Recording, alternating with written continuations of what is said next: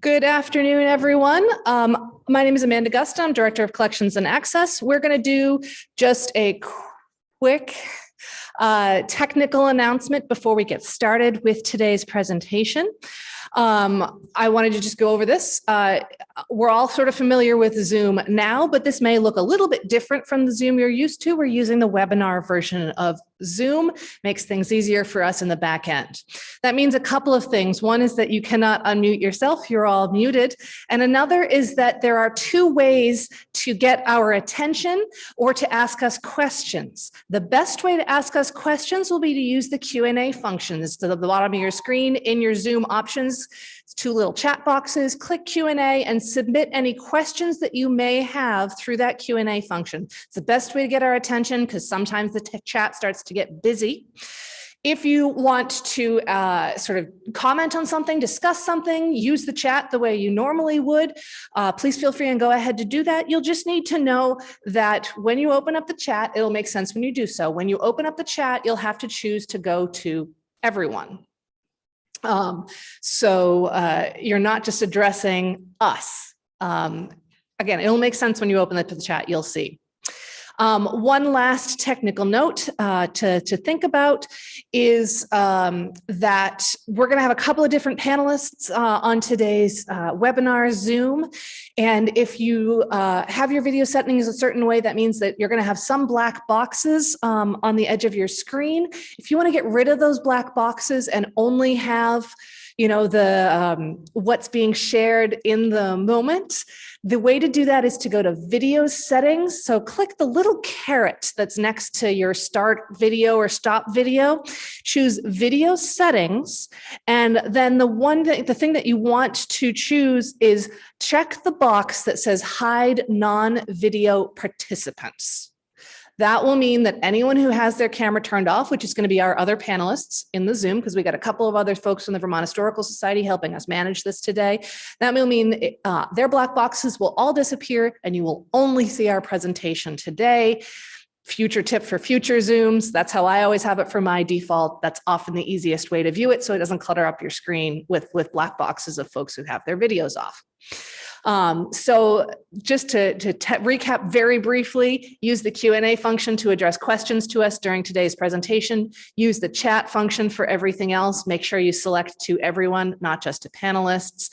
And using the little caret next to the video, go to video settings and click hide non-video participants, and that will get you the best and most complete picture of our presentation today.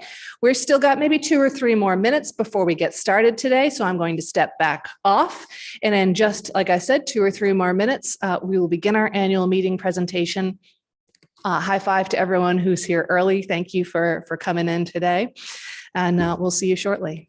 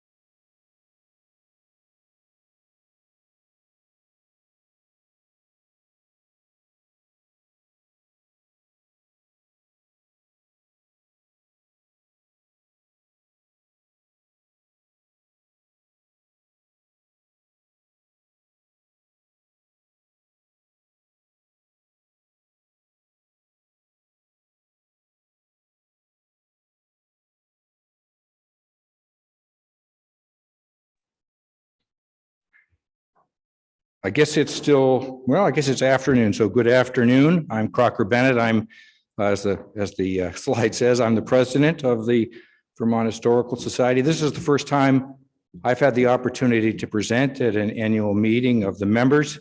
Thanks for trusting me to do this. I will try to be brief. It's a milestone in a sense that we are now in our 184th annual meeting. There's probably no other part of Vermont that could say the same, except perhaps the legislature. Let me start with the big picture. The big picture is things are going well for the VHS. Our financial health is good. Our staff seem happy and very efficient. Our management is stable and productive. Our relationship with the state is good. On the financial front, I'll give you a little more detail. This year, we finished fiscal 22 with a modest surplus, and that's a modest surplus with our having added $100,000 to our building contingency fund, which now stands at $250,000. This was extremely necessary because in the past, we'd gone basically without any money on hand to deal with a failed boiler or some other part, a leaky roof. And now we have a little security, which we need to have when we have such an old building. The endowment, of course, you'd expect it's down. It is down because of the financial, the market swoon, but I think we have our money well invested in a very cost-effective, quality mutual fund at Vanguard. And on a quarterly basis, we keep track of how we're doing, and we will have no hesitation to switch to a different platform if it becomes necessary. We had a clean audit again this year, which may seem like getting down into the weeds, but it's very important when we are receiving funding from entities like the federal government, and we depend on the state for a great deal of our funding, that we have a clean audit, and it shows transparency on our part when that can be viewed by others. I thank John Grosvenor for the hard work that he puts in on making sure that happens. Our relations with the state through the executive and the legislative branches is very good. We have a deal of transparency with them. Steve Perkins stays on that, and that's something that needs to be done not just at the time when we're seeking our appropriation, but throughout the year. The state last year bumped our annual appropriation to take care of the excess of contributions that have to be made for pensions. And even more remarkable was that this year we were able to get a capital appropriation from the state for $450,000 to repair some failing HVAC in our building, which is very important for the preservation of our collections and our papers.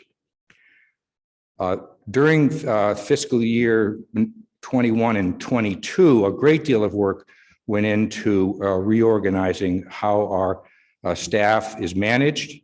And below Steve Perkins now, we have 4 managers. This is commencing just at the beginning of fiscal year 23.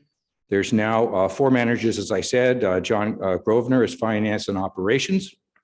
Amanda Gustin is collections and museum and programming. Service and outreach is Eileen Corcoran, which is including such things as History Day, educational services, and support to local historical societies, which is so important to our mission. And finally, stewardship and public relations is Tori Hart, and she's taking care of grants, also what we used to call development, membership, and public relations, keeping our VHS in the public limelight. I want to comment on a few notable achievements. These aren't exclusive by any means, just things that I thought of as I was thinking about what success we had this year. We received an ARPA grant managed by our colleagues at the State Library, which allowed us to buy a state-of-the-art book in large format digital scanners, which are very high quality. This allows us to copy from, say, an old book without tearing the binding, which is what we used to do in the old day when you laid a book on a flat plate scanner. And this is sort of bringing our digitization to a higher and more sophisticated level. We also got an IMLS grant, which will expand our web-based history platform for school children. Our Third Thursday program, which used to have a few attendees on Thursdays in person, has morphed into a Vermont Winter Speaker Series, which has had in the hundreds of people who've signed up to attend. And these are people from not only Vermont, but from all over the nation, which gives us great exposure. Vermont Trivia has been very successful, and I'm sure some of you have participated.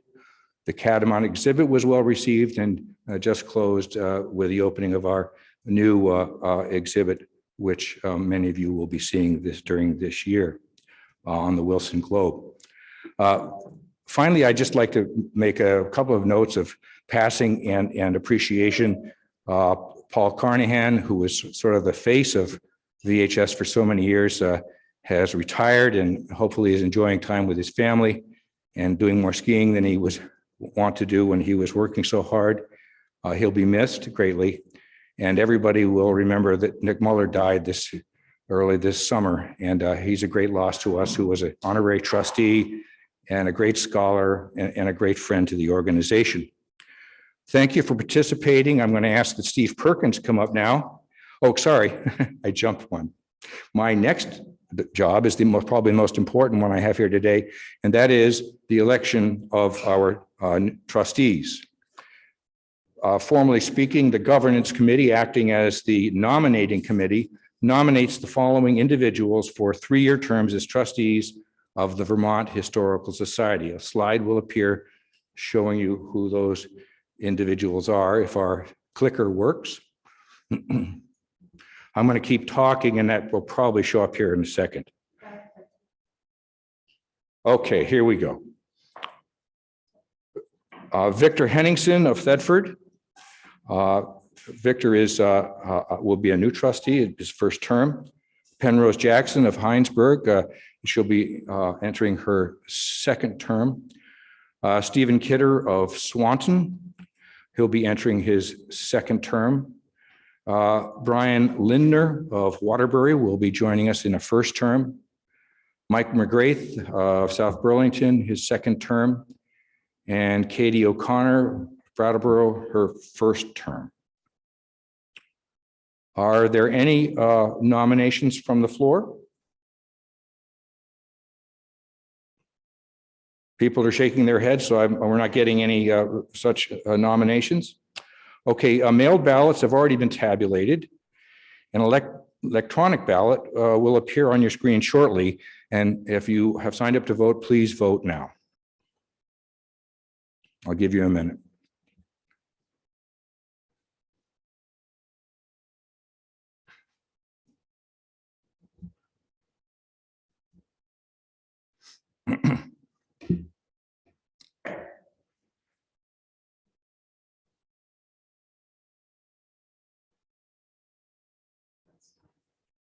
Are we good? Okay, John, I think it's oh yes, the ayes have it. And the slate has been elected. The next part of our presentation today is our financial report. Don Schneiderman is away on vacation, and so John Grosvenor will present. Thank you, John.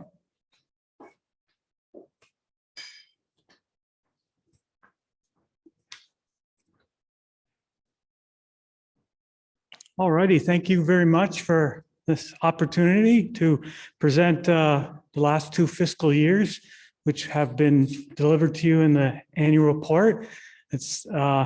I'm filling in, of course, for Don Schneiderman, our treasurer, who couldn't be here today. And I want to take this opportunity to thank everyone, because I don't get this chance very often to do so, but many people have made my job very easy, including all the wonderful staff of the VHS, the well-engaged trustees, the finance committee, all the members at large, you, and above all else, all Vermonters, who are, of course, why we're here.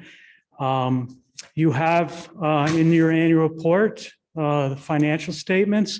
And if there's anything that rings hard and true for the last couple of years, 2 words come in mind, and that's resourcefulness and resiliency. And I think we can all speak towards that as we navigated through 2 years of the pandemic. Staff rallied. We certainly were engaged and as a result, had very, very good years. I will, let's see, there we go. If you want to briefly look at the statement of activities, which is our revenue and expense statement for the 2 fiscal years in front of you. Again, the revenue statement is a great representation of how much public support we have. Without the public, we would not be where we are today. And that public, of course, includes private donations from members like yourself, the state. In the past 2 years, we were fortunate enough to have both state and federal grants from various resources. And we have 2 other agencies in our building paying rent, which have also been very beneficial. On the expense side of the activity statement, you'll see that we continue to focus on areas of programming and mission-driven activities. And you'll see both that being evident in every line item. Of course, the library, the Leahy Library, the Freedom and Unity exhibit in the museum here in Montpelier.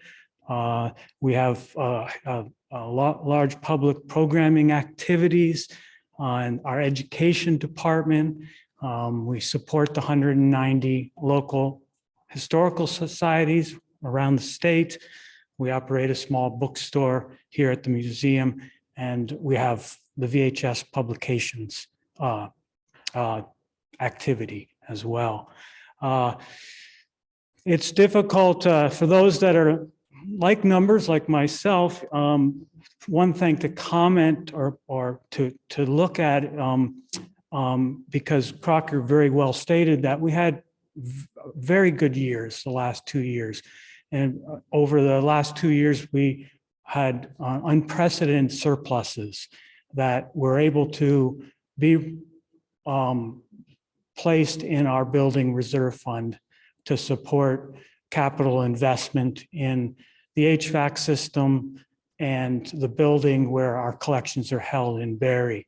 Without that, those surpluses, we wouldn't be in the great shape that we are today. To get to those surpluses, you have to look at 2 very large non-cash expenses, both depreciation and the unrealized gains or losses on our investments.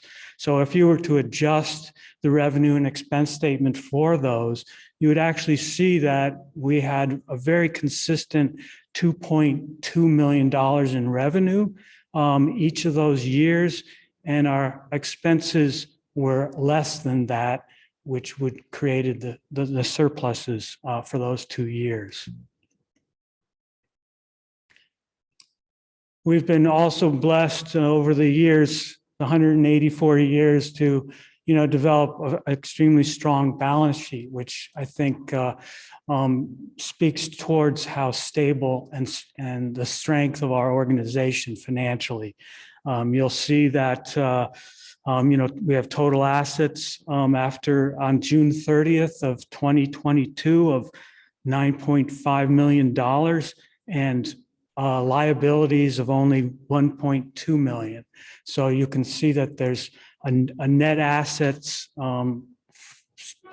held by the Historical Society of about $8.3 million. The liabilities are primarily held in a mortgage on the building in the old Spalding Schoolhouse in Barrie. Again, in many ways, all of you make my job very easy, and I again thank everyone involved, and I'll turn it back over to Crocker.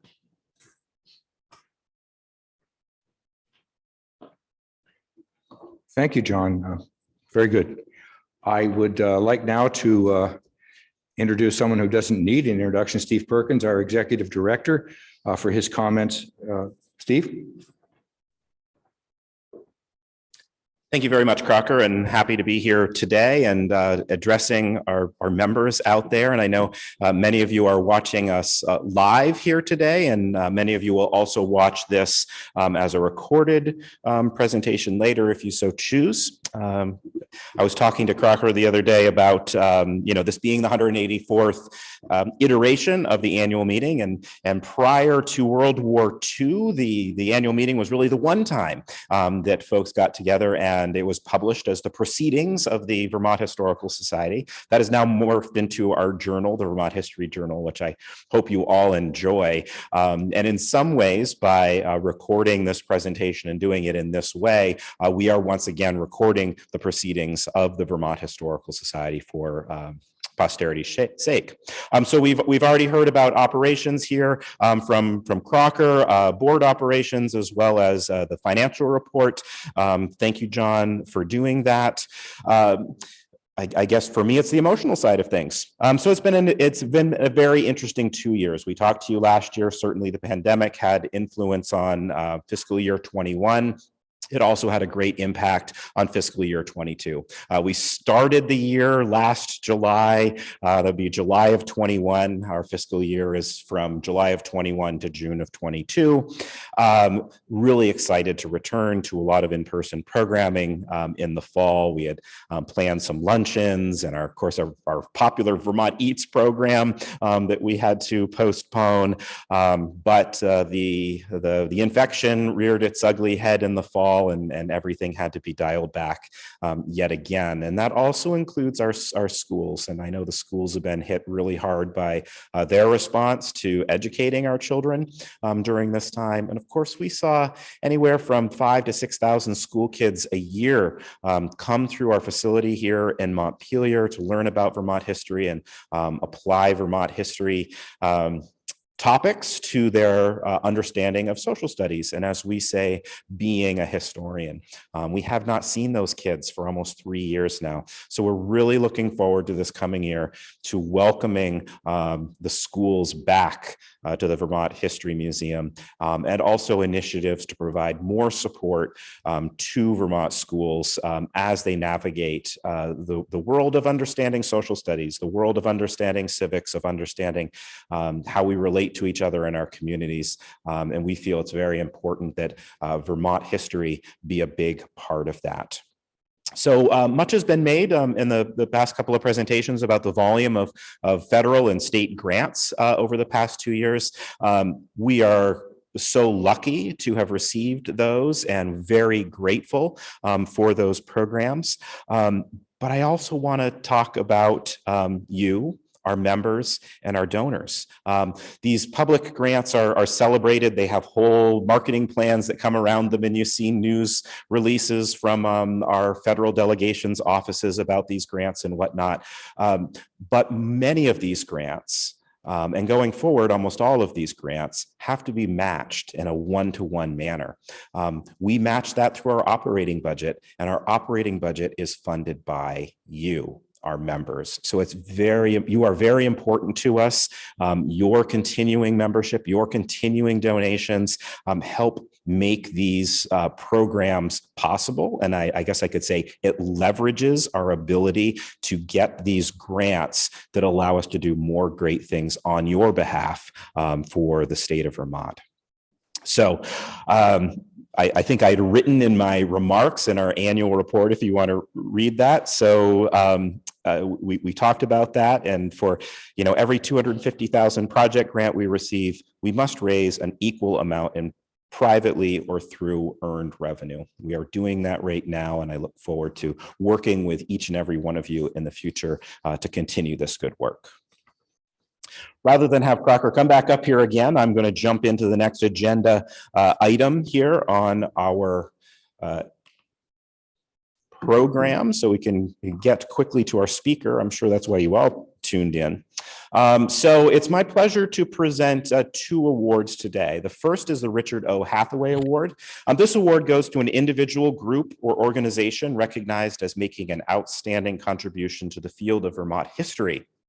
Projects may include, but are not limited to, publications, exhibits, works of art, documentary films, radio programs, websites, and dramatic works. We give this award every year. I encourage all of you out there, if you have a project like this, to go to our website and please apply.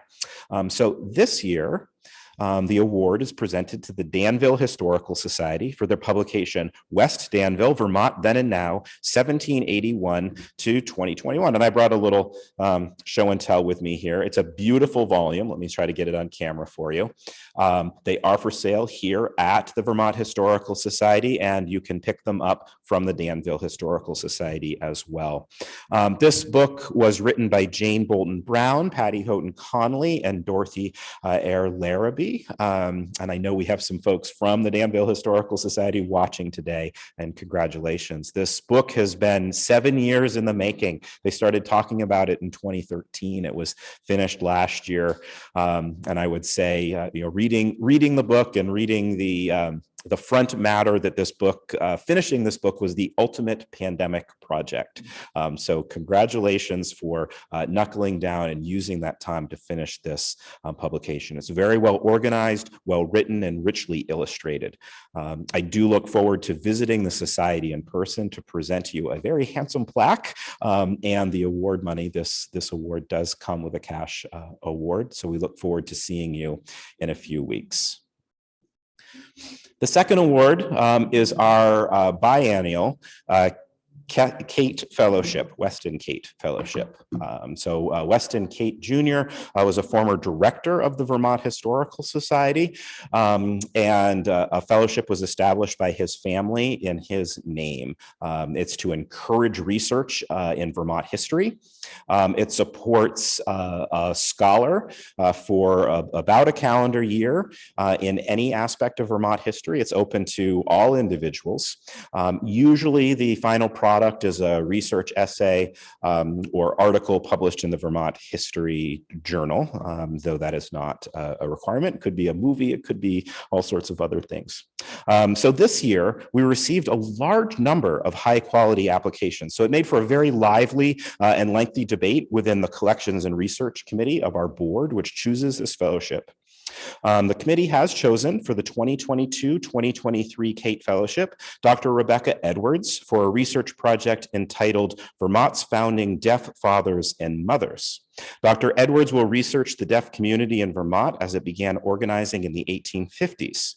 She will use unique records and publications in the VHS collections, as well as other resources throughout New England, especially the membership rolls of the New England Gallaudet Association. The committee was very impressed by the identification of VHS holdings and the relative absence of scholarship on the Vermont deaf community. So this is a hole in scholarship that we will be helping to fill with this research. So I believe Dr. Edwards is with us today and would like to say a few words regarding the award.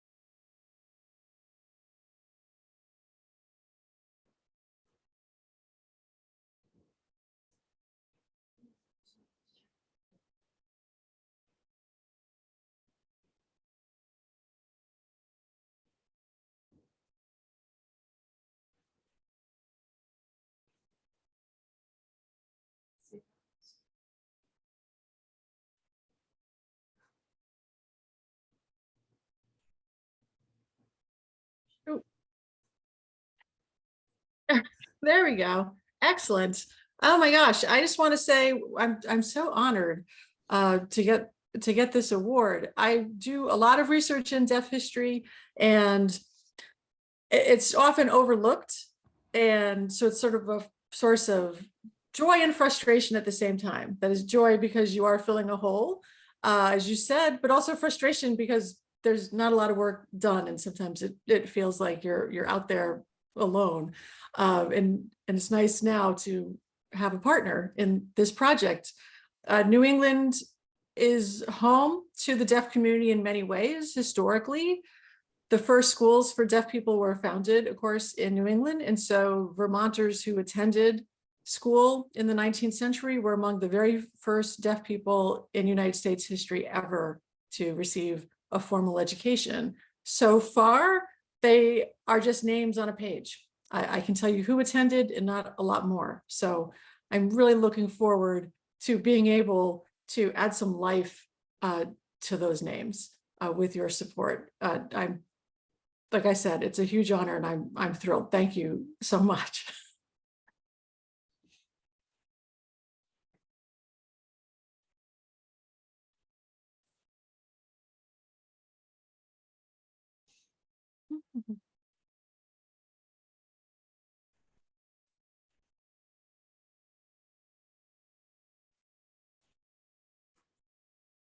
All right, and I'm back again. So thank you very much. We're still experimenting with this technology. We've gotten really good at a lot of presentations. So I know some of you who joined us last year was somewhat of an adventure. But congratulations to Dr. Edwards. We really look forward to the research. We look forward to publishing it when the work is complete. So that could be in a couple of years. At this point in our program, backed by popular demand, I know we did not do this for 1 year, and we definitely heard it from our members.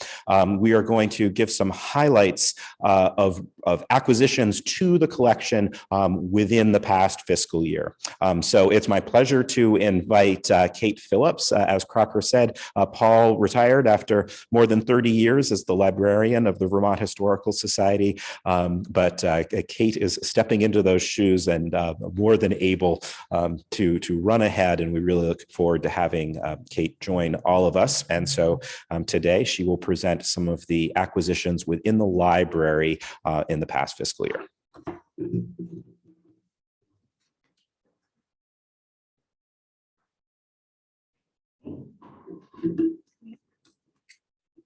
Thank you very much, Steve.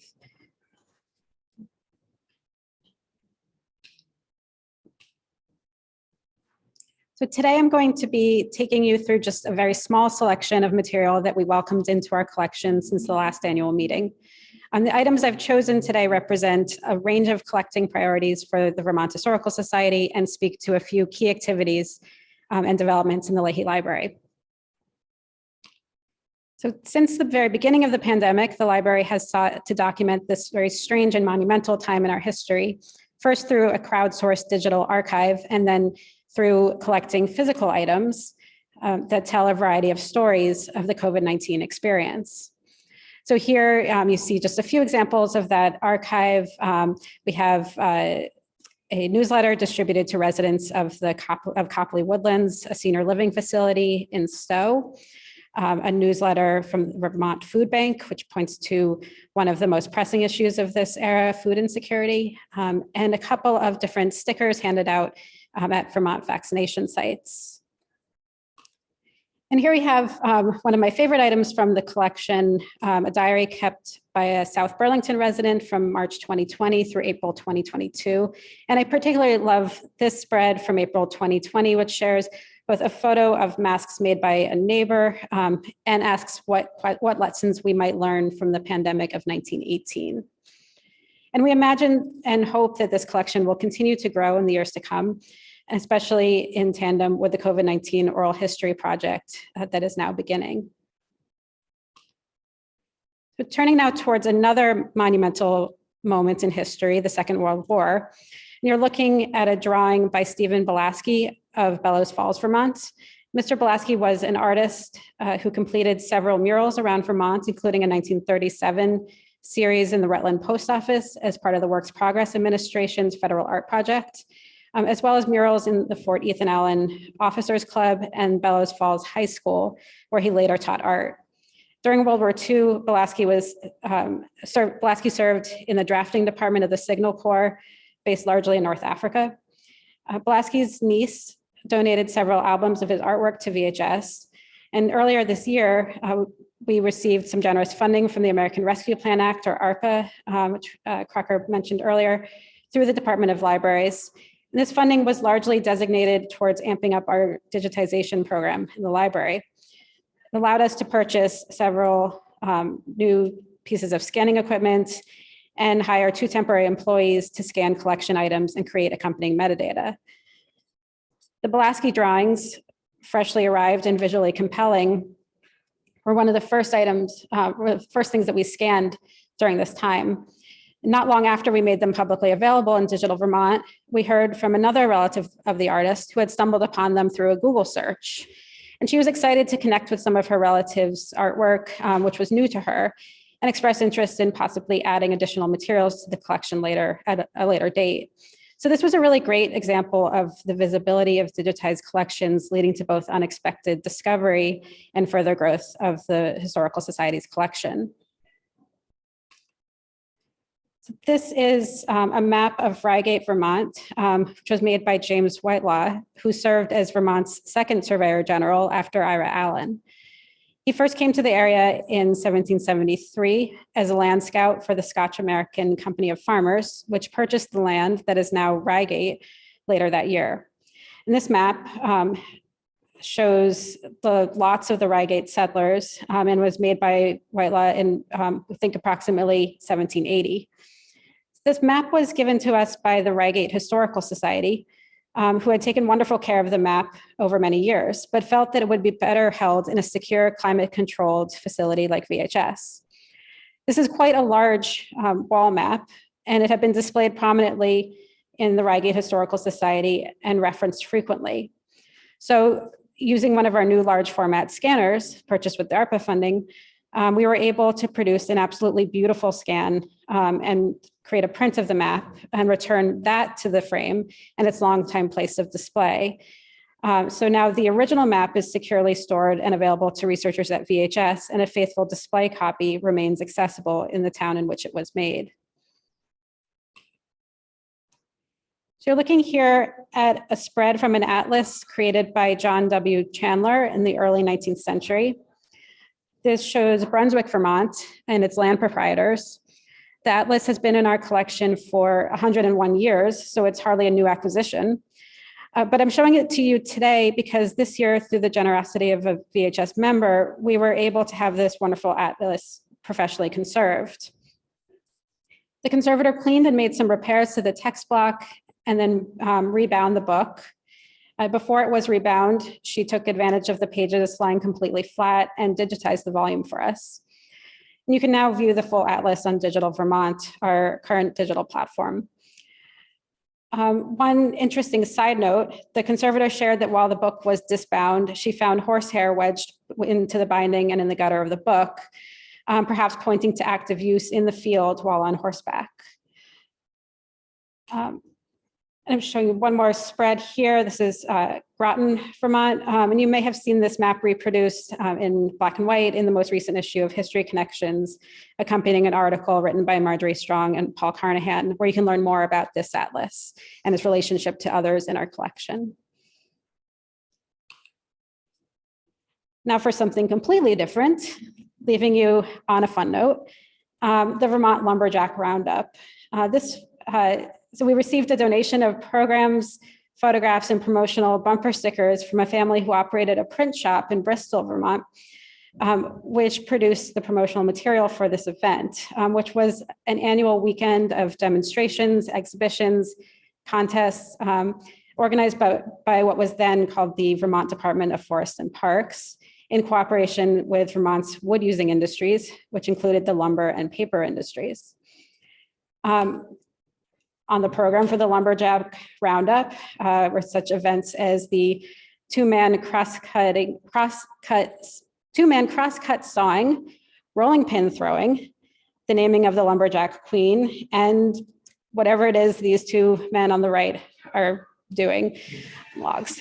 So that is just a very small selection of the many wonderful things that came into the library this year, and we hope that you'll come and visit us and explore more of them. Turn it over to Steve again. Thank you so much, Kate. As Kate said, a very small portion of items that came in over the past year. And of course, our collections are vast, and I encourage all of you, I think most of you on this know that you can come in at any point, visit the library, visit the archives, very rich material. And also, we look for people to write articles for the History Journal, write articles for our Connections magazine. We love to hear what you have to say and what you found in our collections.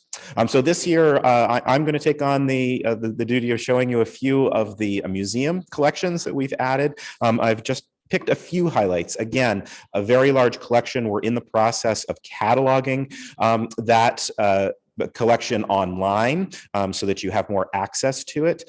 So we have about 30,000 items in the museum collection.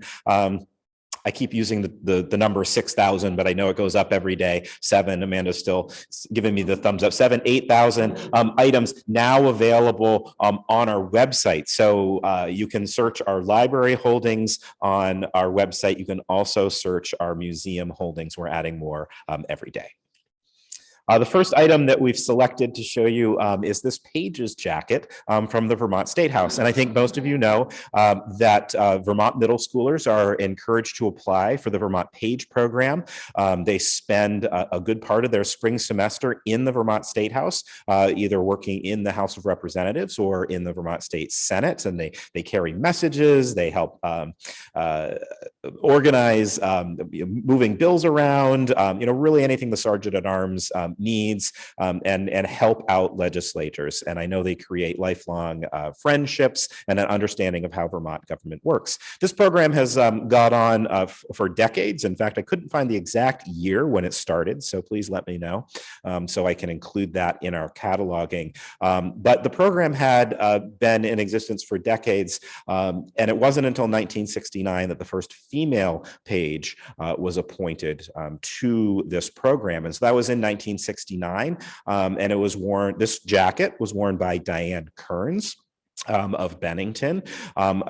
Lisa Cora of Williston was another page at the same time, also a female. So the first 2 female pages were 1969. This jacket represents their service to the legislature. And I know if any of you visit the State House this coming spring, I'm sure you'll see more pages running around wearing jackets very similar to that. This is a time clock from the Porter Screen Company of Winooski.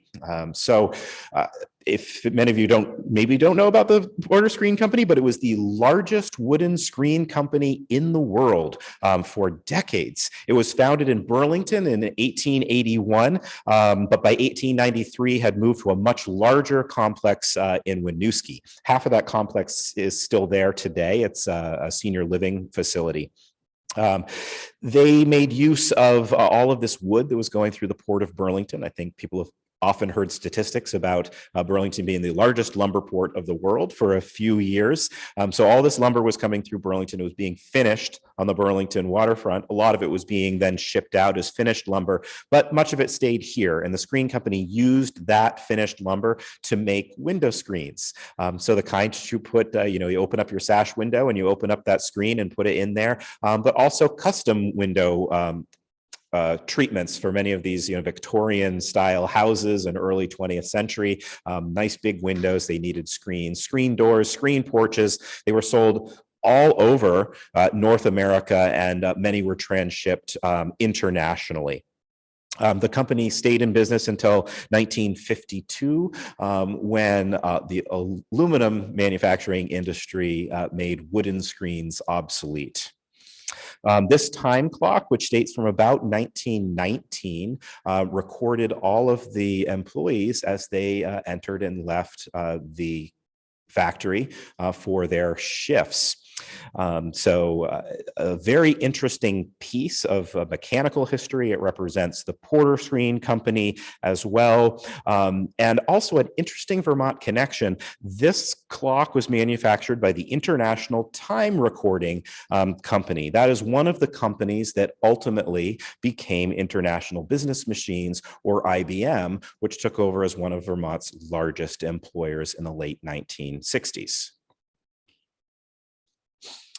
So leading up to the 1976 bicentennial celebration, the first Vermont Bank of Brattleboro commissioned artist Bruce Mitchell and gallery owner Robert Vose of Boston to create an art exhibit that would celebrate Vermont firsts. The exhibit and its accompanying catalog traveled around the state in 1976 and 1977, including a stop right here in Montpelier at the State House. There were 36 artworks in the exhibit. A catalog also was produced. But once the exhibit was over, the paintings were distributed around bank branches and executive offices. As we all know, over time, many of these smaller banks throughout Vermont consolidated, were bought out, and have changed hands numerous times. Ultimately, the properties of the First Vermont Bank of Brattleboro were purchased by TD Banknorth Group out of Toronto, Canada, and they were deciding what to do with the assets of these various banks that they purchased. So we received a call from the archivist for TD Bank saying, hey, we've got some paintings here. It's related to a program. I said, yes, I know exactly what you're talking about. We have that exhibit book right here in our library. I said, well, we have 16. So they've located 16 of the paintings. Would you like them?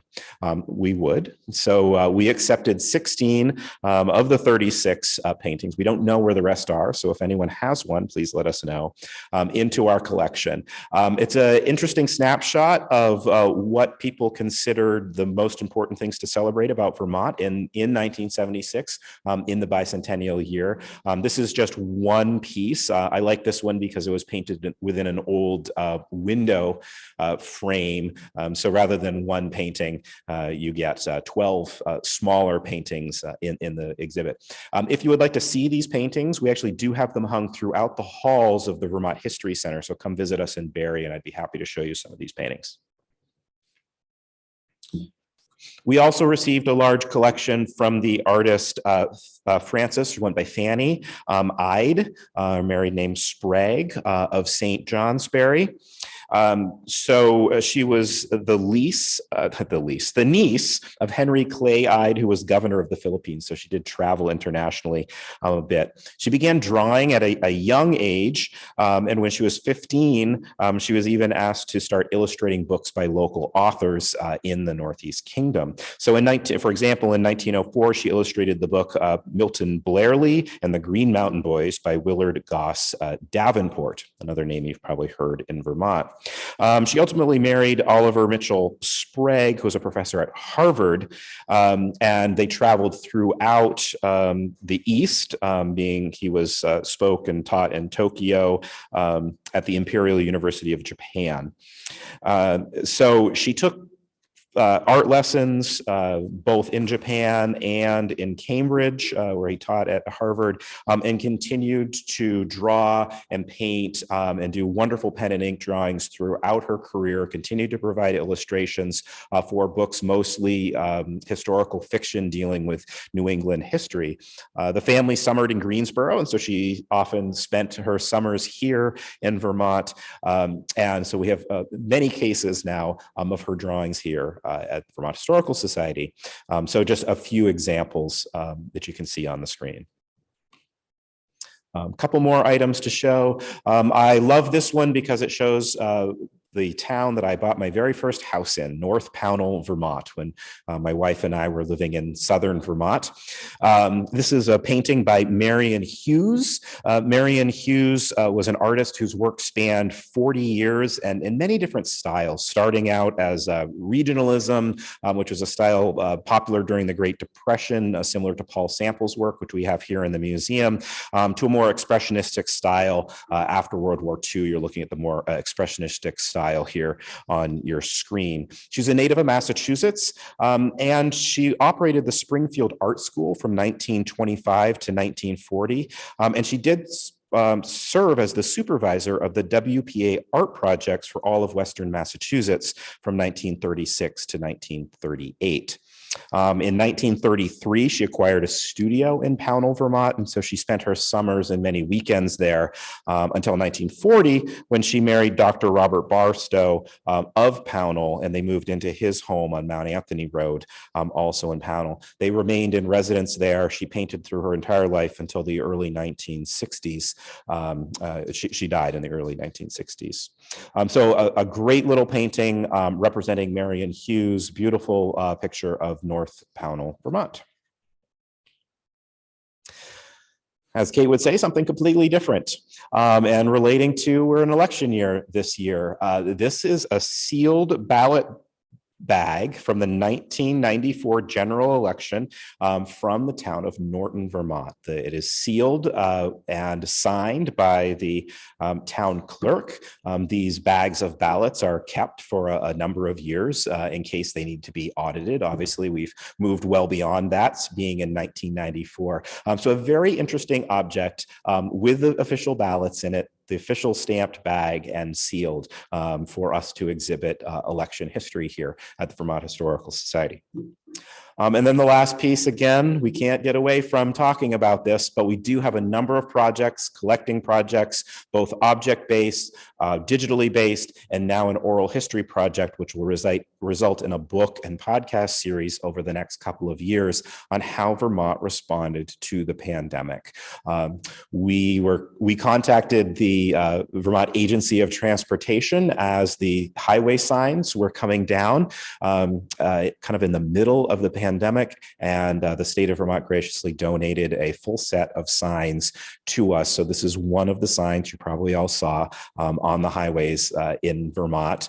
They are much larger than you imagine when you're driving by at 65 miles per hour. And you can see one of them currently on view at the Vermont History Center right now, though soon to come down. I hear we're changing that gallery over. So I will stop with that. A very interesting year. I know we're already accepting artifacts this year that I look forward to showing you next year. So with that, all right, I will thank you all. This is the end of the formal business meeting. So I thank you for participating in that. And it's, do you want to say something, Crocker? Or are you good with me? Good with me. I'm getting the high sign from Crocker to say thank you very much. Thank you for your support. Thank you for being members of the Vermont Historical Society. And it's now my pleasure to introduce the Director of Collections and Access at the Vermont Historical Society, Amanda Gustin, who will be speaking on our James Wilson Globe exhibit and research project.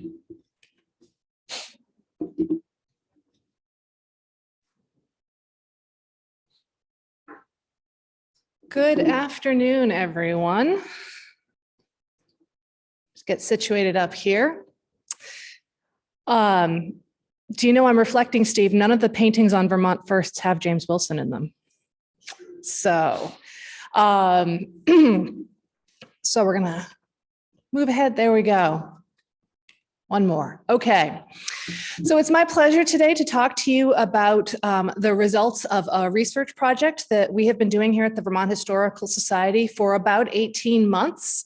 Speaking of pandemic projects, this was one of ours.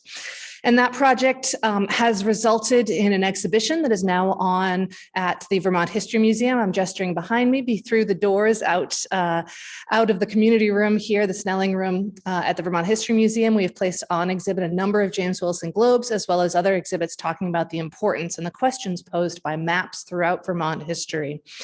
And before I get started in this presentation, I want to offer a brief note of thanks. I know they're out there in the audience, to John and Mary Carnahan, who facilitated an invitation to me to speak at their senior living community in Randolph recently that allowed me to do a test run of this talk. John and Mary are longtime friends and supporters of the Historical Society, and I was, of course, delighted to see them and go down. And so giving that talk about a month ago for them allowed me to finesse this and get it ready for you all today. So when we set out to do this research, we knew that we had a globe in our collection. Among the oldest objects are the longest accessioned objects, more accurately, in the collections of the Vermont Historical Society was a globe attributed to James Wilson of Bradford, given an indeterminate date. Some sources said 1816, some sources said 1809. When you examine the globe itself, there is no date on the globe. So we got curious. We started to do a little bit more research. We read a number of articles that had been published, frankly, as far back as within Wilson's own lifetime. And we realized that there's quite a lot going around about James Wilson. He is often referred to as sort of one of the early famous Vermonters. If you know much about him at all, you may have heard that he was the first American to make a globe. Not quite true, but what we wanted to do was we embarked on a research project to sort of poke at this narrative a little bit, to make it a little bit more complicated, and to look at some of the myths and the apocryphal stories that have come out around James Wilson, and to do some really good quality object research on a really important object in our own collection while we were at it. So James Wilson of Bradford. We do know a few things for sure about him. James Wilson was born in 1763 and he died in 1854, meaning if you're doing your math quickly, he was in fact in his 90s when he passed away, so a very long-lived man. He was born and grew up in Londonderry, New Hampshire, and he moved to Bradford, Vermont, purchased some land and moved to Bradford, Vermont, along with one of his brothers in 1796. He primarily worked as a farmer throughout his entire life. That would have been his main source of income. He came from a farming family. Most of the documentary evidence we have about him today is actually land purchases. He was trading and selling land along the Connecticut River in Bradford. He had probably some training as a blacksmith. Some sources indicate that he and a cousin of his had apprenticed for maybe a year or two as a blacksmith, but really throughout his life, he identified himself as a farmer. Now the image, there is a daguerreotype a miniature. Our next image is a daguerreotype, a miniature of James Wilson to an unattributed artist, we believe now his son David, that is now in the collections at Dartmouth College. So that would have been done in the early part of the 1800s after he moved to Vermont. So James Wilson, the first of James Wilson's globes appeared around 1809 and 1810. And you're probably wondering, how on earth did a farmer who was born in Londonderry and moved to Bradford and mostly worked as a farmer end up making a globe? This is one of the central mysteries of James Wilson, and I think this is one of the things that catches people's imagination about him. Because my last bullet point there is self-taught ? And this is where we get to the first story that is told about James Wilson. The story goes that in 1796, right around the time he's making his move to Vermont, he went to Dartmouth College to visit a friend. And while he was at Dartmouth College, he saw some globes. More embellished versions of this story have him seeing the globes only for a few minutes, only through a keyhole. That feels like a little much to me. But it does seem like he saw some globes at Dartmouth College and became just obsessed with replicating them. And he spent roughly the next 15 years working on doing that. So I return to my self-taught ? In order to make these globes, this is a short list of the skills that James Wilson had to either learn or apply in some way: cartography, engraving, printing, papermaking, woodworking, blacksmithing, paper mache, plastering, watercoloring, varnishing, and then last but certainly not least, marketing and accounting. Because what James Wilson actually did, so he did succeed in producing these first globes in 1809, 1810. He then created a business out of them. So people had made globes in America before James Wilson. There are some pre-1810 globes held in other museum collections. But what James Wilson did was produce the first globe that was made in America that you could purchase. He produced the first commercially viable globe enterprise in America. And in some ways, I think that's actually more interesting and important than just making a globe for himself, because he wasn't just producing an astonishing thing. He was producing an astonishing thing that influenced people beyond the borders of Vermont and across the United States. Wilson is producing this educational tool, this globe, in a moment in the American Republic when a lot of people are calling for America to educate its children and educate itself with American-made products. So this is an American-made globe, and the title of our talk is A New American Globe, which is what he called his globes. This is happening at the same time as a guy you may have heard of named Noah Webster is producing an American dictionary. At the same time that Emma Willard is producing American geography and history books in Western Vermont and New York. There is an argument that this new country should have educational tools produced within that country to reaffirm that sense of nationalism and of nationalism in a lot of different areas. And for James Wilson, it ends up being geography, right? The growing borders of the United States and accounting for those growing borders is an important part of how Americans are conceptualizing the country at this time around 1810. Now, it also doesn't hurt James Wilson that just a year or two after he starts his globe making business, the War of 1812 comes, and there are a lot of trouble getting goods from England. There are tariffs and embargoes and trade disputes. And most of the globes to that point had been imported. In fact, all of the globes, more accurately, to that point had been imported from England. So all of a sudden, he's got essentially a corner on an American market that is really going to help his business take off. So let's talk a little bit about the globes that James Wilson produced. And as I go through talking about the globes, we're going to keep revisiting this list that you see in front of them of all of the skills that Wilson would have had to, as I say, learn or apply. Because what I'm going to tell you is there's a lot of stories and the sort of myth of James Wilson, not just that he out of nowhere decided to make these globes, but that he self-taught every single piece of skill that he needed to make these globes. I'm not sure that's true.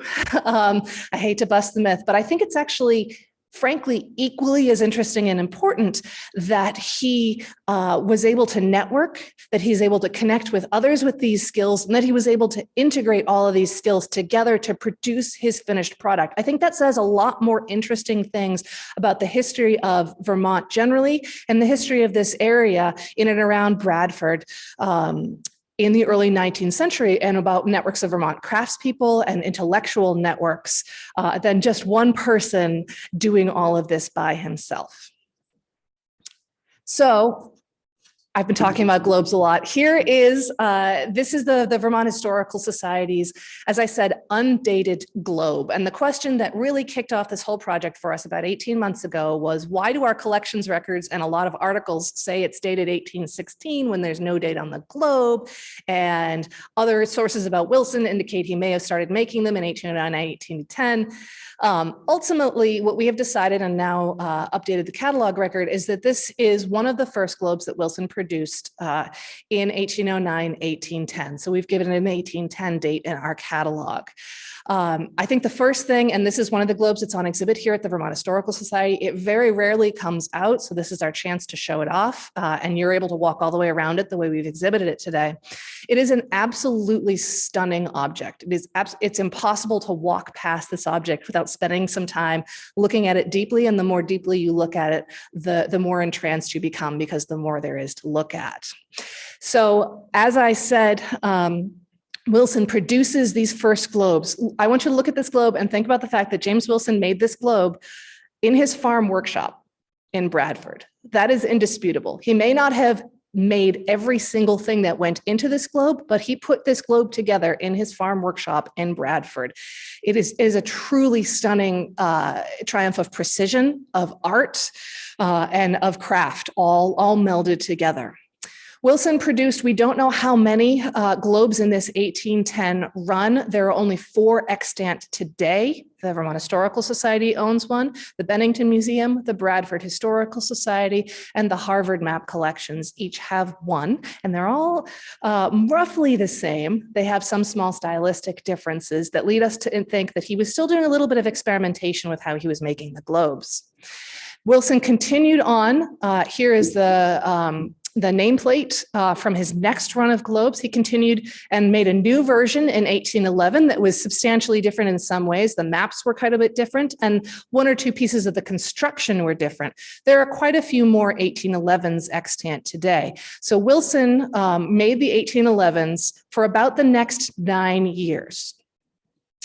In 1817, he relocated his business to Albany, New York. Click forward, there we go. In Albany, New York, we don't quite know why, but at this point, one of the interesting things is that he essentially turns over the business to 3 of his sons. And they take over the business. There's a little bit of correspondence back and forth between them. Some of the very few primary sources we have in Wilson's hand or directly addressed to Wilson date from this time period when the business moved to Albany, but Wilson himself, James Wilson, stayed behind in Bradford, Vermont. And his sons ran the business out of Albany.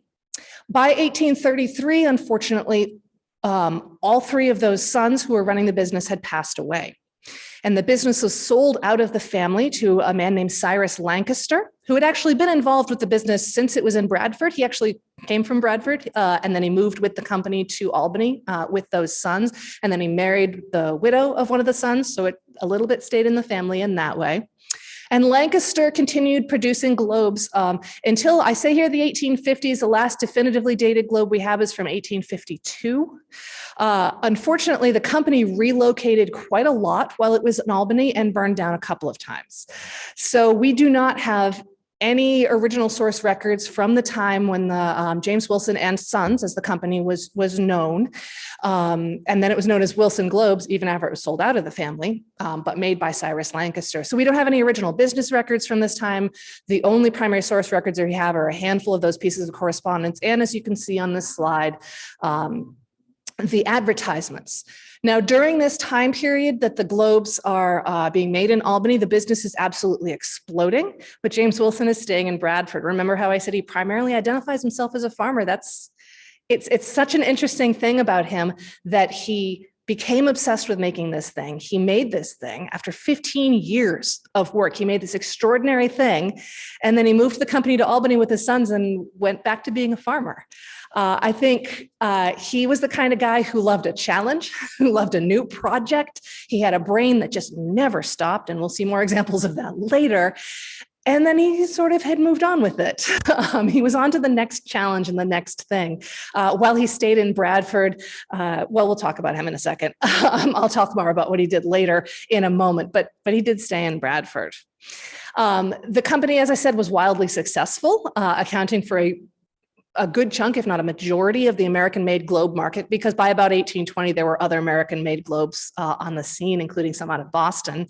But they were successful enough that they had an exhibition of their globes at the Library of Congress in the 1820s, and that the Wilson Company wrote a letter to Congress advertising, again, on that same strength, buy American, produce American-made globes, that this is a selling point for these globes. They also crop up in educational manuals of the time, either schools that advertised they were using Wilson globes, or we have found 2 sort of curriculum manuals from New York and Pennsylvania that give exercises specifically to be undertaken with Wilson globes in the 1830s. So they were very much widespread and becoming popular during the 19th century, and they were being mass produced, a couple hundred at a time in Albany. So the story is both about Wilson himself and about the work that we have done at the Vermont Historical Society to take this story and make it more complicated, use it to tell different stories about the early history of Vermont. So you see there, that is a photograph of myself in the red sweater and our collections manager, Teresa Teixeira Green, kneeling on the floor, examining a globe that is in the collections of the Museum of Fine Arts in Boston in one of their period rooms. We got to go behind the ropes and look closely at that on a day it was closed. closed. So we have undertaken a census of extant Wilson globes. The last time this was done was in 1968, and we have more than tripled the number of Wilson globes that we now know about in both private and public collections. We have examined nearly 30 globes in person, and when I say examined, Teresa and I are counting things you wouldn't even think to count. Scrying marks, taking minute pictures of things. We have weighed all of them, which is how we know there's sometimes as much as 1.5 pounds of weight difference. I'll explain that in a moment between the globes. We have examined all of the primary sources that we can find of Wilson, including uncovering new sources held in private family collections. And we have questioned all of these apocryphal stories of Wilson. Let me give you one. So we know that Wilson had to engrave these maps on copper plates in order to print them. One of the stories goes that he walked to Connecticut to learn engraving from a man named Amos Doolittle, who was pretty famous at the time, and frankly still, that he spent as much as a couple of months with Amos Doolittle learning how to engrave copper plates, and then walked back to Bradford, Vermont, knowing how to engrave copper plates. We have absolutely no contemporary documentary evidence for this. This story does not even seem to have surfaced within Wilson's own lifetime. And frankly, he had 8 children and he had a large farm. Logistically, it strains belief a little bit to think that he could take the time to walk to Bradford. There are more likely sources closer to home for him that could have taught him engraving than Amos Doolittle in Connecticut. So stories like that we're questioning. And we're also trying to situate Wilson's work within a network and a context. Who else could he have been talking to? What else was going on in and around Bradford at that time? Who was making paper? Who was doing cartography? Who was doing engraving? Some people have done a little bit of this work previous to this point, but we're really trying to knit as much of it together as we can. So here's a close-up photograph of Teresa, our collections manager. This is an 1811 globe held by the University of Vermont. This is an example of how obsessive we're getting in our examination of the globes. That close-up of the legs, we took close-ups of every single leg because on every single globe, there is one leg that is a little bit different. And they are more different on the earlier globes, those 1810s and a few of the 1811s, which sort of holds up our theory that they were being produced in a smaller number and more locally. Probably not by Wilson. He was probably farming these out to someone saying, can you do 100 legs for me? And then he was putting them together. If he had made all the legs at one time, it's more likely they would all look the same. He's probably pulling from a pile that someone had made from him to construct these. You're also seeing some details of the joinery on the horizon ring there and the ways in which he used his woodworking skills, as well as the brass meridian ring, some small differences in the way that sits in the bottom of the globe from year to year. So we're looking at and comparing them obsessively.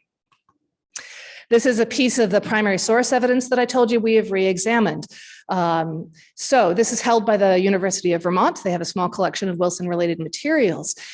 We worked with a curator of a museum in Massachusetts. So when he brought his globe out for us to look at, he said, have you figured out who did his engraving for him yet? Because I don't believe that anyone in Vermont was that good at engraving at that time period. And, we got our Vermont pride up a little bit, but we were able to pull this image out and say to him, no, we're quite certain that Wilson did his own engraving. Look at this. Do you see between the lines there? Those are called gores, those lemon peel slices that go on the globe. Between the lines there's extra writing, which indicates to us that he was engraving and then wiping his copper plates and then engraving and then updating his copper plates himself, that someone else did not do that for him. You see other evidence on other gores of very much that same thing, little bits of leftovers where he didn't completely clean his own copper engraving plates. On the subject of cartography, another of the stories that comes out about Wilson is that he learned everything he needed to know about making globes and maps from the 1797 edition of the Encyclopedia Britannica. In fact, the Bennington Museum holds today a set of Encyclopedia Britannica edition volumes that was passed down through Wilson descendants and is said to have been his copy of the Encyclopedia Britannica. So we went down to the Bennington Museum. In addition to examining, they hold 3 Wilson globes in their collection. And in addition to examining those, they allowed us, while the museum was closed, to pull all those out, to look through them minutely and carefully. I'm disappointed to say there was no marginalia, so it's not like he took notes. And we discovered 2 things. First of all, there is in fact a several pages long article in the Encyclopedia Britannica that tells you how to make a globe, and most of the techniques are what Wilson himself ended up using. And I'll talk about that in just a second. But another thing, it was not his only source. This is a map of North America that comes from that Encyclopedia Britannica. And this is North America as it appears on Wilson's 1810 globe. And now we're going to look at them side by side. They're totally different. They don't look anything alike, other than you can tell they're both North America. They have different place names. They have different edges. They have different. Florida is always a little weird in all of these maps, but they're not weird in the same way. Baja California is totally different. As you can see, the Encyclopedia Britannica is missing most of the Pacific Northwest. When we showed the Wilson 1810 North America to a cartographer who specializes in earlier American maps, he named a number of more things, including that Wilson did not include the Rocky Mountains in his 1810 globe. People certainly knew about the Rocky Mountains by then. It's still a mystery to us why he didn't put them on his maps, but they're not there, but they are in the Encyclopedia Britannica. To date, we have looked at, and I do not exaggerate, thousands of potential comparative maps. We actually had a really wonderful UVM intern who worked with us this spring on a number of sort of research threads. And one of them was to look at as many maps as possible that Wilson could have used as a source. And we still have not found an exact source. We have found maps that are close. We have found maps that mimic some pieces, that use some of the same misspellings, that use some of the same distinctive outlines of the coast, for example, but nothing that's an exact map, which leads us to believe that to some limited extent, Wilson was doing some of his own cartography. He was stitching together published maps that he found from other sources to engrave on his plates, which is a absolutely extraordinary feat for anyone, let alone a farmer in Bradford, Vermont. Again, this is roughly 1795 to 1810 that he's doing his base, his first work. So I said that Wilson learned how to construct a globe from that Encyclopedia Britannica. This is one of the Wilson globes we examined. It's in tough shape, but we get really excited when we find things in tough shape sometimes because it tells us how they were constructed. And this is a good example of that. Wilson made his globes by smoothing a layer of paper mache over a wooden sphere, 2 halves of paper mache on the wooden sphere. And when you think paper mache, think more like paper pulp, not necessarily strips of paper like you might do with like newspaper today. So we smoothed 2 halves onto a wooden sphere and then pulled them off when dry, stitched them together around the equator, and then layered in plaster. You can see that's the next layer, broken layer there, layered plaster over that, and then smoothed the plaster to be circular. Over that plaster, he then layered, remember those paper pieces earlier, those gores that look like lemon peels, 12 of those gores, as well as 2 circles, one at the top and one at the bottom. The 2, I apologize, I skipped a step. The 2 paper mache pieces were joined by a wooden dowel down the middle of the globe that held them together. And into either end of those wooden dowels, a metal piece was inserted that holds up the meridian ring, which is that brass circle that goes all the way around the globe. And then the whole was situated into the wooden stand. This is a precision process. It is a multi-step process. And like I said, a lot of different skills. None of these skills are things you just pick up and do. They require repetition and a knowledge of the materials in question. We have some evidence that Wilson went so far in his sort of obsessive pursuit of exactly what he wanted out of these globes that he developed his own recipes, both for paper and for ink. And that is reflected in these. Once the paper gores were laid on, there's also watercolor applied. We believe that this may have been done by Wilson's daughters. As I said, he had 8 children, 4 boys and 4 girls, and 5 boys and 3 girls.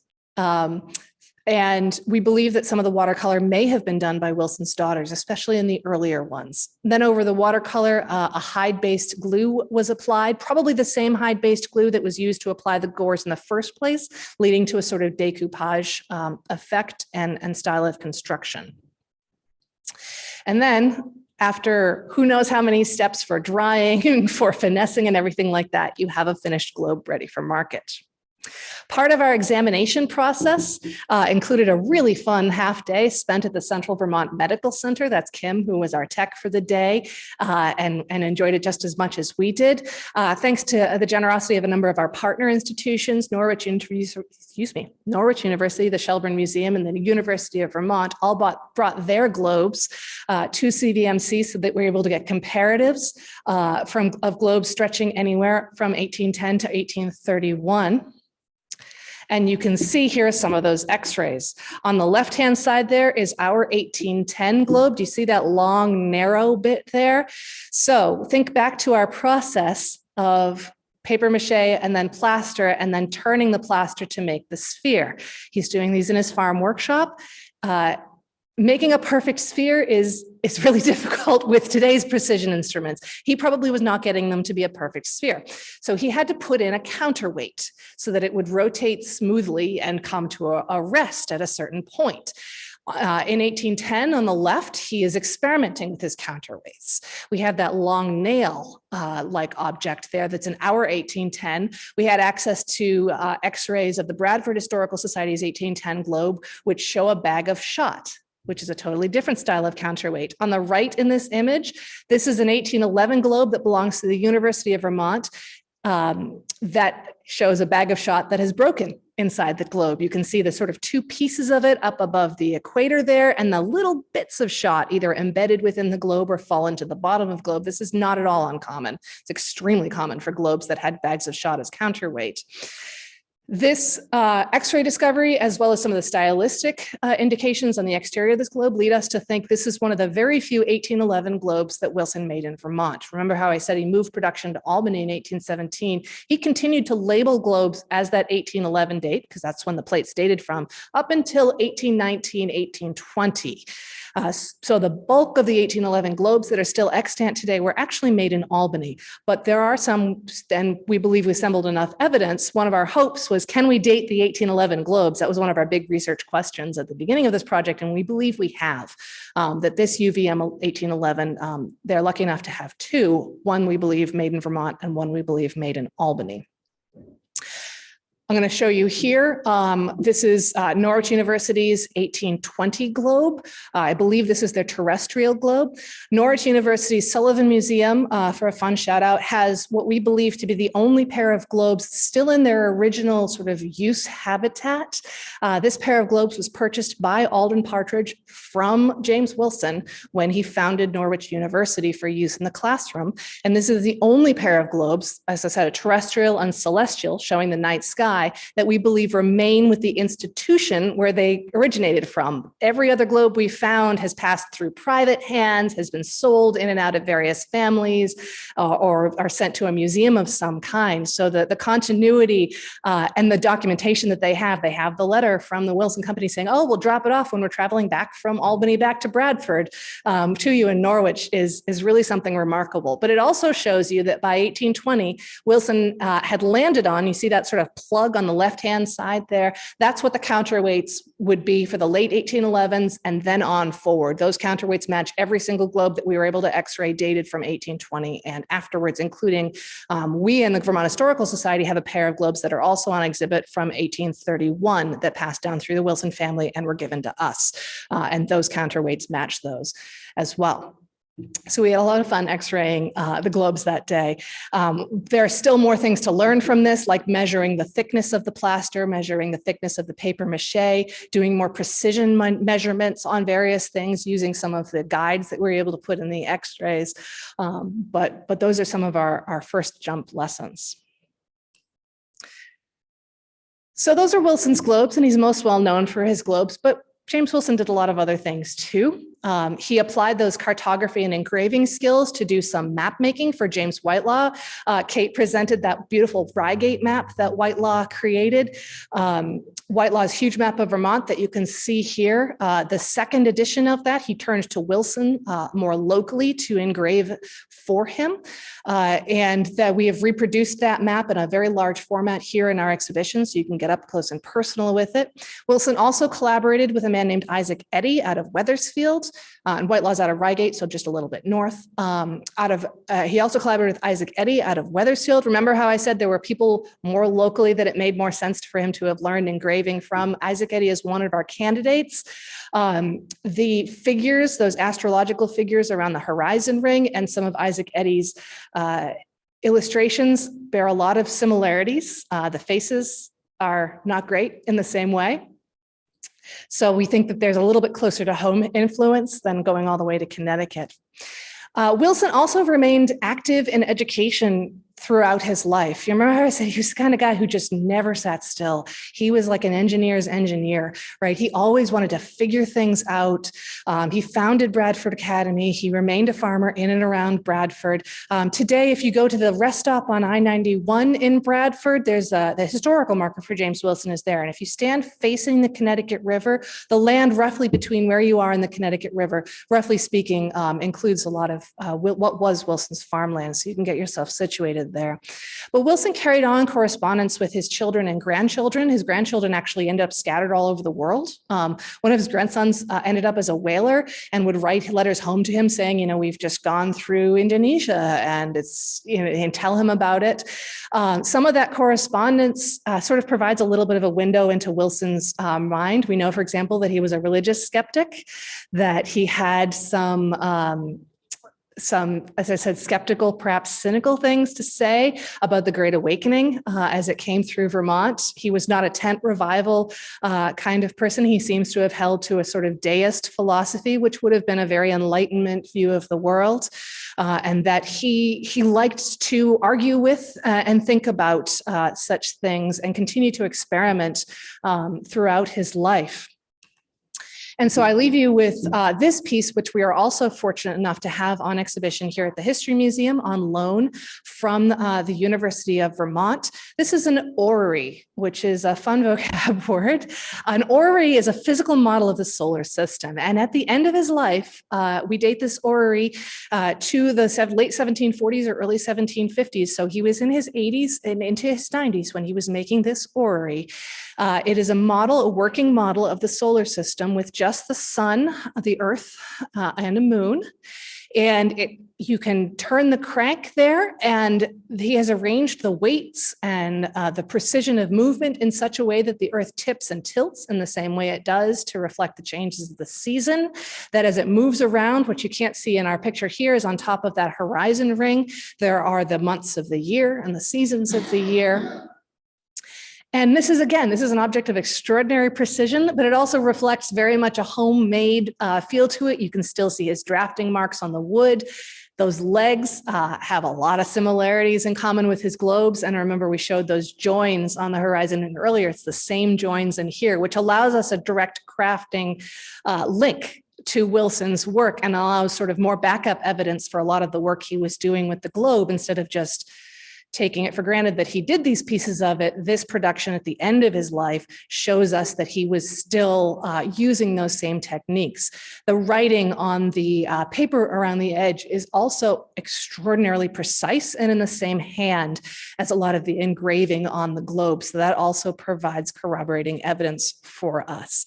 I love ending with the orrery because I think Wilson is well known for his globes, but I think what the most interesting thing to reflect on about him is, again, that context and the way he moved in the world and the way he operated in the world, that incredibly lively brain of his that led him to question things, to experiment with things, to make things, and to put them out in the world for people to use. He made 3 of these orreries. This is the only one existing. He gave the other 2 to local schools so that people could continue to learn from his work long after he had given up making globes and the company had been sold on.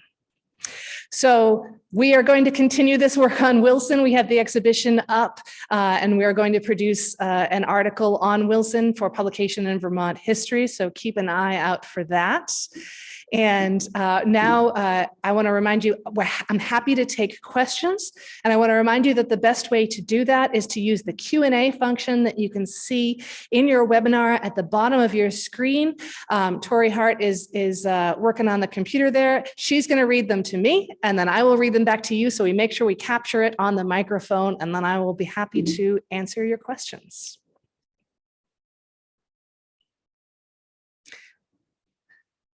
just going to share the screen back to the camera so that you just get me. There we go. So I'd be happy to take any questions. You can put them in the Q&A function, or if there are any in the chat, I can answer those as well.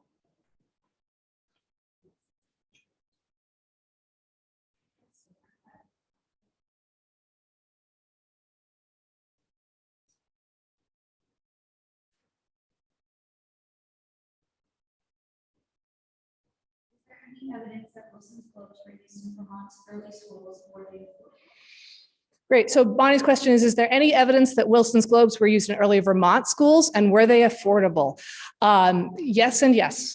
So we do have some evidence. So a little bit of our evidence, we do not have a direct documentary link between a specific Vermont school and a Wilson globe. What we do have is quite a lot of advertisements for schools talking about their use of globes in the classroom that overlap with when we know Wilson's production time was. And to lead on to your second question, they were affordable. So Wilson's globes, once he started manufacturing them, we don't know much about how much the early globes were. They tended to be a little variable, but we do know more about the time. By the time they were manufactured out of Albany, he was producing them in a variety of different price points. The highest price point, which would be something like a family to display, a more well-off family to display in their study or something like that, or for a very well-off school, was around $50 and included a mahogany stand. Lower price points would go as low as $25. At various points, the Wilson Company, I should say more accurately, also experimented with 9-inch and 3-inch globes, which were also quite a lot more affordable, but they didn't really seem to take off. They didn't really seem to last, and there are only a scant handful of them in existence today. So put in today's terms, so first of all, put into today's terms, we're talking that $50 would be maybe $1,000 in today's terms. So, like a high-end classroom computer or a high-end computer in your home. So within the reach of a family that was looking for, as I say, an educational tool or maybe a status symbol, depending on the quality of the globe. Globes imported from England could be as much as 5 or 6 times that expensive. There are a number of different manufacturers. There are a number of different ways you can import them. We know we have letters from several of the founding fathers looking to import globes. And for example, those Dartmouth globes that Wilson probably saw were almost certainly Barden globes imported from England. We know this because the Barden globes look an awful lot like what Wilson's globes ended up looking like. So we're pretty sure he was trying really directly to speak to that style of English globe. So as much as 5 or 6 times more expensive. And, some of that is having cornered the market. Some of that is the cost of importing. These are not the sturdiest of objects. They're made of plaster and paper mache. They bash in easily. They're much easier to transport within America than they are across the Atlantic Ocean. So the cost is commensurate with that. So yes, they were definitely used in schools. We have no clear, that perfect documentary linked to see them used in Vermont schools, but it is extremely likely based on the sort of time period when they were around that there were. Plus there is that piece of evidence, I guess, in terms of Vermont schools, the Norwich University one would count. And yes, they were definitely more affordable than imported globes, although roughly the same cost as some of the American-made globes that very quickly came on the market once Wilson proved that they could be done. Sarah's wondering if you have any idea of the total manufactured globes by Wilson or any subsequent companies. So Sarah wants to know if we have any idea how many globes Wilson manufactured himself or any of the sort of, I'm guessing any sort of succeeding companies, Wilson and the Lancaster globes. I'm sorry to say we have absolutely no idea. This falls back on that manufacturing records lost problem. I can tell you that some editions of the globe are more rare than others based on what survived. I can tell you that there are actually quite a lot of them that have survived. We're closing in on 100 that we have found and identified in collections. and we know sort of one of the few pieces of Harvard evidence we find is that one of Wilson's sons wrote back to him. I believe the letter is dated 1818 or 1819 when they're getting manufacturing off the ground in Albany, saying that they have just made up 300 balls, meaning the base that they were going to paste the maps on. So they were producing them in the hundreds at a time in Albany. And I can only imagine, we know that production continued to ramp up through the 1820s and into the 1830s. So it's a good bet that there were a lot of them produced. I'm just wondering, you mentioned 1811 globes were made for a long time, and then the ones in Frankfurt and Albany could be differentiated from each other. What are some of the characteristics of those differences? Yeah, so the question concerns the 1811 globes and dating them. So the 1811 globes were made from 1811. The next time we see dated globes is 1819. That's the Norwich one, but nothing about it is different except someone just wiped out the date and wrote 1819 instead. So it's not 100% a brand new globe, but roughly 1820. So roughly 1811 to 1820. So we believe the majority of the 1811 globes were manufactured in Albany. And we believe that among the characteristics that differentiate a Vermont-made 1811 globe, which would have been roughly 1811 to say 1815, 1816, when they would have ceased production or slowed down production in Vermont, to the first Albany globes, which we believe were made starting about 1817. Although again, we have no clear break there, no clear documentary evidence for a break there. A couple of things. One of them is that if you think back to the 1810 globe we had, the horizon ring has these extraordinarily detailed astrological drawings. Each astrological sign has an illustration. And I'm not saying Wilson was an astrologer. That's just the way he kept track of time more than anything else like that. It's a very traditional way to think about the passing of the seasons.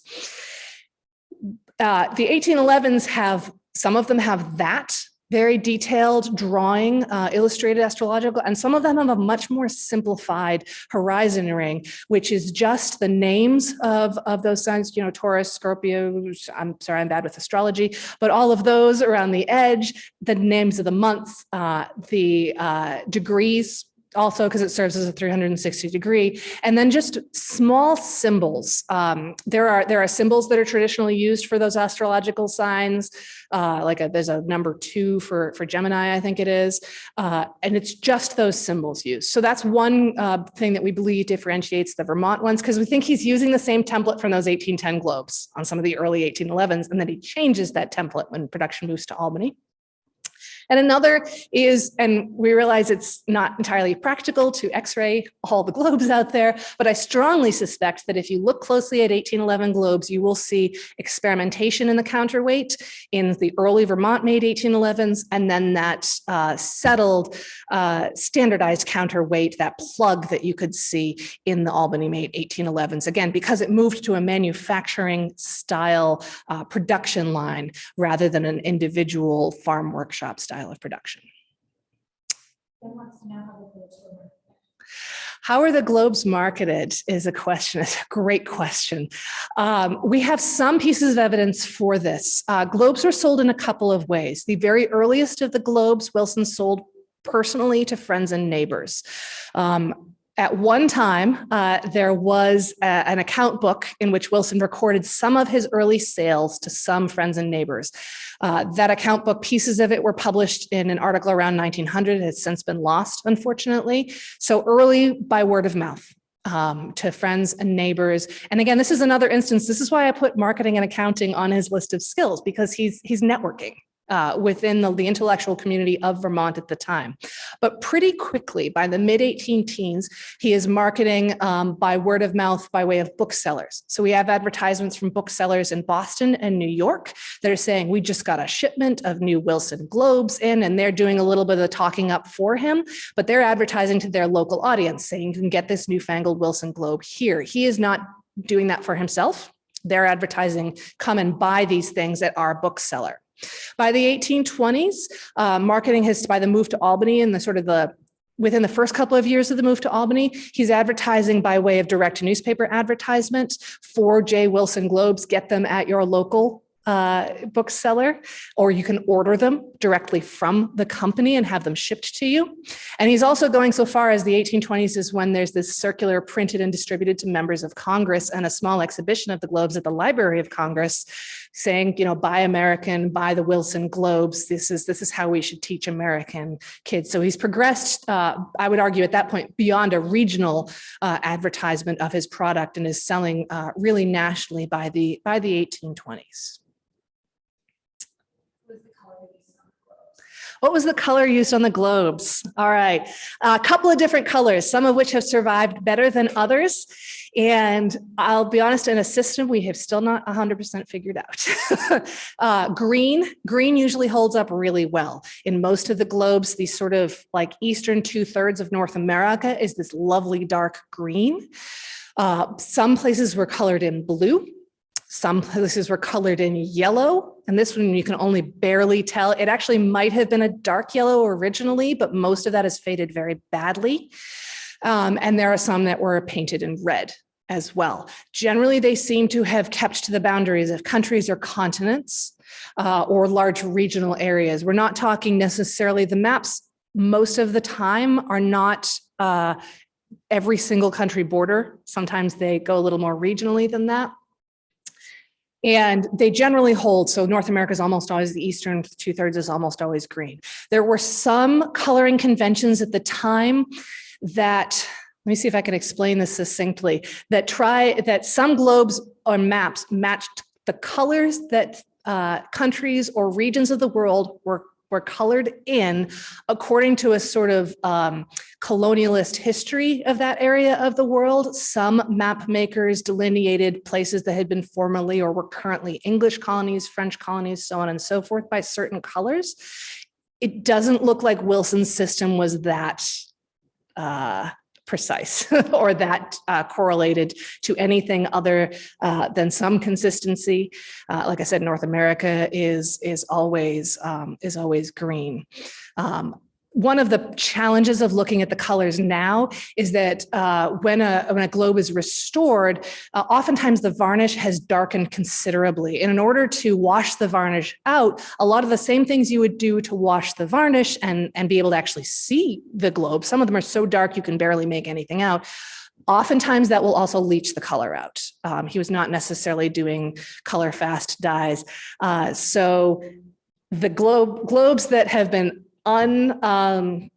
unconserved, but the varnish has not darkened are extremely rare, and we don't see many of them. So it can be tough to get a really good sense of how bright the colors were originally. I don't think they're as bright as we think necessarily of maps, educational maps today being, but they certainly would have jumped out. You can also see those same colors on the early astrological illustrations on some of the earliest globes. You can see them, for example, on our 1810 that is on exhibit today. And I haven't talked much about the celestial globes. All bets are off for the color of the celestial globes. Those get really colorful really fast because they're almost all illustration of constellations. Have you reached out to state historical studies, libraries, universities, historic homes, and how have you gone about this research across the country to help complete the inventory? So the question is about how we are progressing in our inventory and our census of Wilson globes, and how are we reaching out to, and what institutions are we reaching out to? As many ways as we can, to as many places as we can. One of the joys of, Steve and Kate both talked earlier about the joys of digitization and the ways it allows us to access collections. People, some places have put their Wilson globes up for viewing through online collections. So just doing Google searches, I think I got to the 14th page of a Google search at one point when I was using one particular set of search terms. So we're going that deep sometimes. We're looking up the old census that was done by Erica Young, who was the geographer for the National Geographic Society. She did that census of globes in 1968. She wasn't just looking at Wilson globes, she was looking at all sorts of globes. So I've tried to update each one of those, contacting the institution. Do you still have this? Can we ask a few more questions about it? For the ones that are in private hands, I've tried to track when they have moved into institutional hands. And in some cases, cold calling, hey, do you have a Wilson globe in your collection? institutions that seem most likely to have them, which is institutions in the Northeast today. So a little bit of all of the above. One place I would say we still probably have some work to do is in those private collections. Wilson Globes are extremely popular among collectors, and I know there are quite a few more out there in private hands that we don't know about. So we've accounted for some in private collections, but I'm absolutely certain there are more out there. How accurate are Wilson's maps compared to others at the time? How accurate are Wilson's maps? This feels like a philosophical question. How accurate is any map? Wilson was producing his maps based on other published maps, and he was producing them, as I said, as we believe, largely by stitching together other maps that he saw. So he was making some judgment calls about which maps he used, how he drew certain things within his maps. Some parts of them are pretty good. They match more or less closely what we would see today as a coastline or a quote unquote accurate coastline using today's geographic and satellite mapping. Some parts of them are terrible. He consistently just did a really bad job with Japan. It could have been a lack of like the ways the sources got to him or what have you, but it never looks anything like Japan today. I think most likely that what that says to us is that the accuracy of the maps reflects his access to sources and the sort of state of Western cartography at the times in which he made the maps, because he continues to update them, right? He adds more information, he redraws coasts, he redraws political boundaries continually through each update of the map up through the 1830s, or he or one of his sons takes that over when it moves to Albany.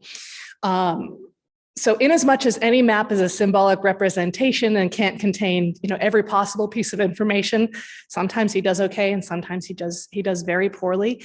But he was not a surveyor or necessarily going out and doing this work himself. So when he's basing his work on a surveyor, so that Whitelaw map is pretty good, because James Whitelaw himself was a surveyor who produced that map that then Wilson mostly just did the engraving for. But when he does the cartography himself, it's more symbolic than perfectly what we would think of today as perfectly scientifically, geographically accurate.